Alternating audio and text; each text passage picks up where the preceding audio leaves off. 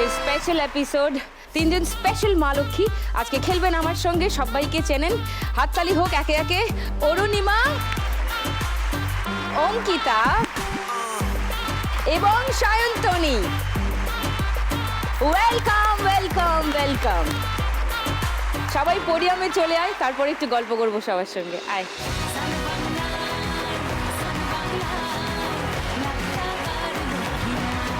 সায়ন্তনী, কি খবর? House life? Everything is up.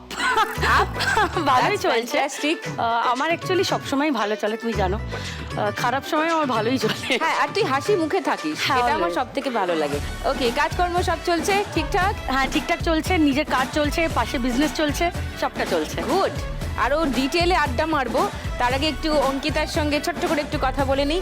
Ankita এখন সারা বাংলার হার্ট থ্রব। না না এ বাবা, একদম না। হ্যাঁ, কেমন লাগছে? জীবন একটু পাল্টালো? বাইরের মানুষের কাছে হয়তো জীবনটা পাল্টেছে, কিন্তু আমি একই রকম আছি, আমার পরিবার একই রকম আছে। হয়তো বাইরে থেকে মনে হয় যে অনেক কিছু হয়ে গেছে, পাত্তা দেবে না, বাট সত্যি কথা বলে দেখুন আমি সেম আছি। মানে আমি তো এটাই বলবো মানুষজনকে। তো হ্যাঁ, আমি সেম আছি। বাহ, ভেরি গুড।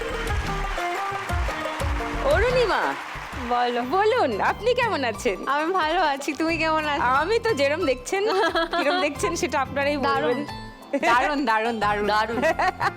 অরুণিমাকে এত বড় দেখে আমার খুব আনন্দ হচ্ছে, কারণ একটা সিনেমায় ও আমার মেয়ের পাঠ করেছিল। হ্যাঁ, so great to see you back.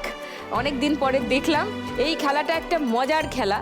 হ্যাঁ, প্রত্যেক সন্ধেবেলা 6টার সময় শুনেছি সারা বাংলার মা লক্ষ্মীরা সব কাজ ফেলে রেখে সান বাংলা খুলে বসেন এই শোটা দেখবেন বলে।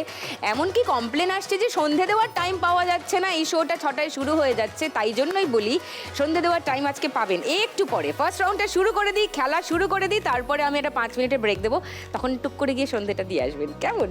শুরু করি আমাদের ফার্স্ট রাউন্ড। প্রথমেই 3 সেলিব্রিটি মা লক্ষ্মীকে নিয়ে ফার্স্ট রাউন্ড শুরু করব, যার নাম নোট দিয়ে যায় চেনা।